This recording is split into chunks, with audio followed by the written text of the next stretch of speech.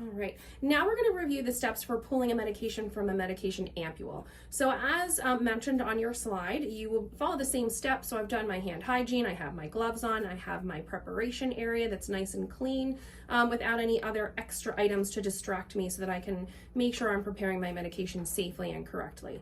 So first step I'm going to do is make sure that I clean the ampule. So just as I had done with that medication vial, what I'm going to do is actually take my alcohol prep and I'm going to make sure I'm scrubbing the whole top half here of this ampule, making sure that I'm getting into that groove where I'm going to be breaking it off of to ensure that this is nice and clean to prevent any contamination of the site once I break it off and withdraw the medication. You're going to allow that to air dry completely.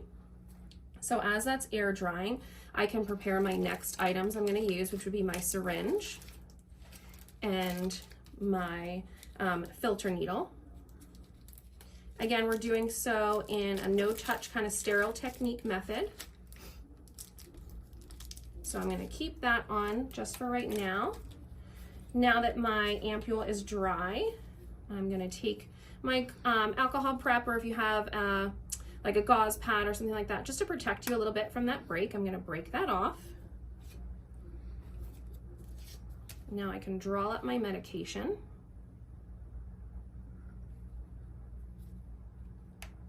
Now, obviously, I can't insert the medication into my saline bag that I'm adding it to, so now I'm going to have to take off my filter needle and add on my blunt tip. I can leave this cover on for a moment because now what I need to do is, just as before, I need to clean the bag. So I'm going to clean the hub. Then I'm going to be adding the medication to, making sure I'm scrubbing vigorously, allowing it to air dry. And then once it is air dried, I can take my medication, again in a no-touch type of fashion, insert my needle, add my medication. I can put this into the sharps container and then mix with a gentle movement of the bag to ensure that the medication is being distributed evenly throughout the fluid, and then give to the patient as ordered.